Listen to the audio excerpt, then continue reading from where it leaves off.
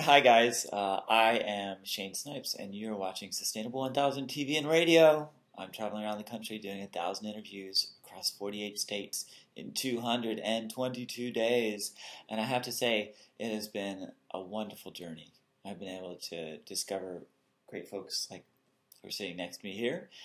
Donna and Tim are here next to me, and they've been developing something that I have a real passion for, which is holistic health and an understanding for holistic health. And then their organization, their actual spa, is even more inspiring because it has a green component to the actual structure and what they did with it. And we'll talk about the land and where it's located as well, because I think that's an interesting story that you shared with me before we get started. See, that's the cool part. My pre-interview, one day I'll get to a point where I can just come in the door and have my camera running, and then people will be like, "Oh, is the camera on already?" And then they'd have their kids in their arms, and that would have been good. And then you would have seen me playing with a little kid toy and getting enamored with it. But let's get on with this interview, and like get these questions to me. By the way, because what I find is that if you send me live questions as they're talking, it's even more interactive than it is when you send them to me in advance. That doesn't mean don't send them to me in advance. I still like that, but I like it both ways. All right, so let's chat for a second. Okay. Donna, give me an idea about what inspired you to go in a direction to create a holistic spa and bring it all together. As an esthetician for the last 23 years working with skin, I was working on my own and was referring my clients to all different healthcare practitioners to help with their skin, their stress, their body aches and pains, from nutritionists to chiropractors to MDs to massage therapists, you name it. And one day, we found out that this building came for sale, and Tim and I just knew that we had to buy it and remodel with green in mind, which 6 years ago was just on the cusp, and especially here in the Midwest, we didn't see a lot of that.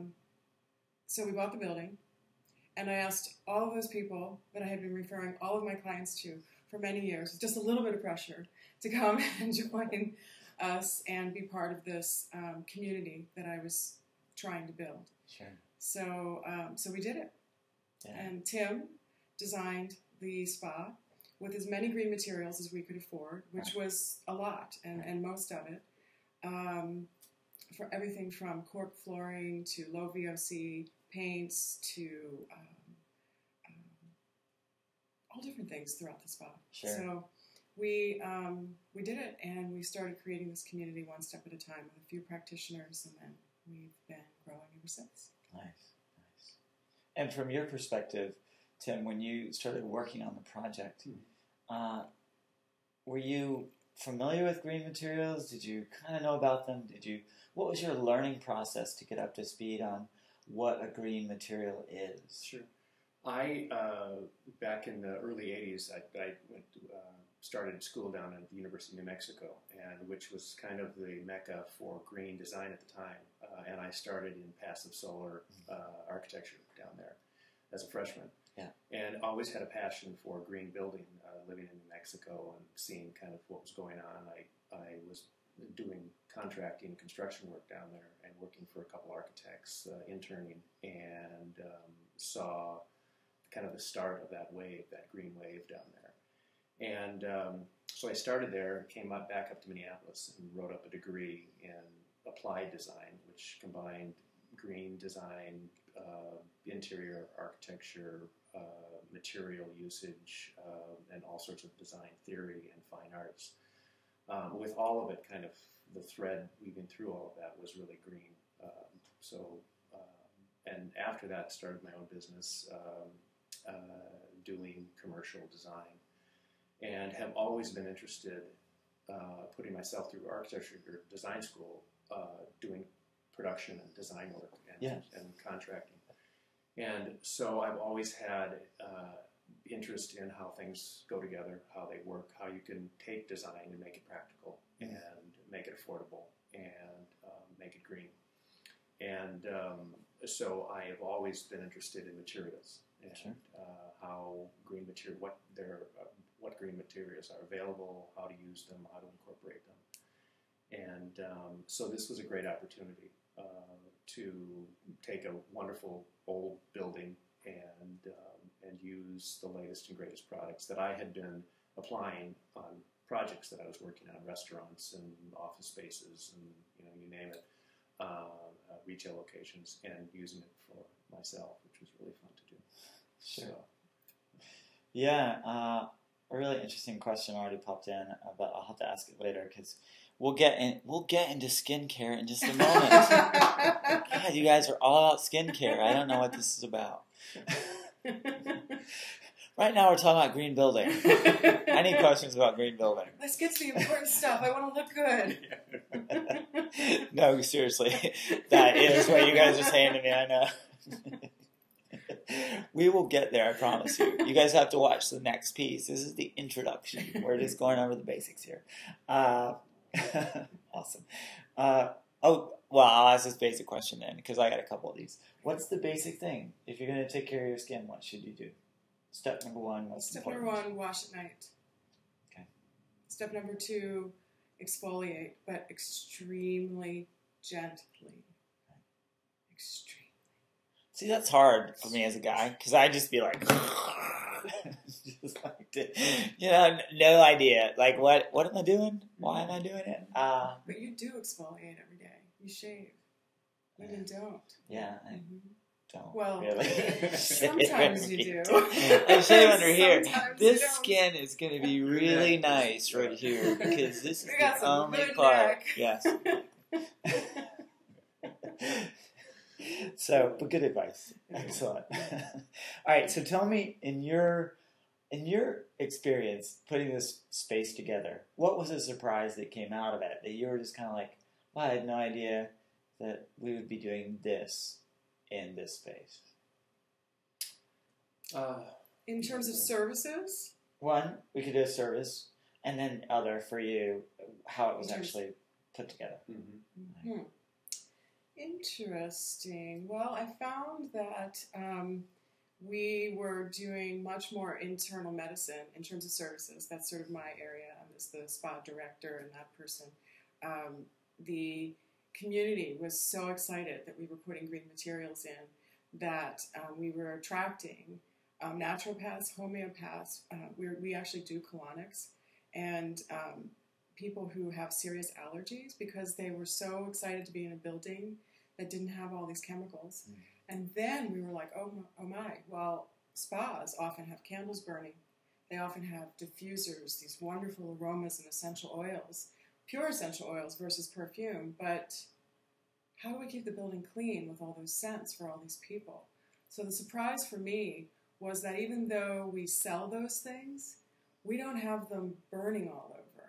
And everything that we do burn for ambiance, which matters, is unscented soy with clean cotton wicks. So we kind of took that really yummy fragrance out.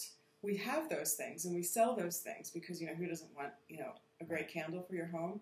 But the direction that we went, the response to, I can't believe they're doing this. They're really doing this. So we kept it really clean all the way down to the fragrances in the spa. Sure. Which most, spas would go to great lengths to make everything smell so unique to them. And we actually removed that for the health and well-being of our guests. Yeah, that's. I am always overwhelmed by those stores in the mall that have all the scent stuff because I'm like, wow, what? Yeah, like it's too many things. It's too many sensory things. overload. Yeah, sure. So tell me your building surprise or your design surprise. Well, I think as with any old building, this had actually 3 different major remodels or add-ons. It was kind of added on in 3 bays over, from the 1950s and 60s, 70s, and 80s. And so you find layers of remodel that, are hidden behind walls. And so it's always an interesting find. especially when you're trying to be, green aware. If you're trying to do things in the most, natural way possible, and especially in this situation where we wanted to create as little construction dust, as little, really keep the space clean and so on. And yet we're dealing with old materials and old construction methods and that sort of thing. So many people get overwhelmed with green remodeling these days because there are so many different options. And I think the most surprising thing for us was we had a budget. We self-financed this. We didn't have any major money behind us. Right. Oh, I hear you. I'm up with that.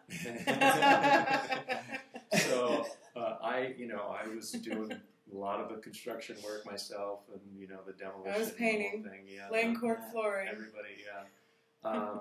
But I think it's you have to, in any given remodel, for whether you're doing your own house or you're doing a commercial project or your business or whatever it is, there are so many options.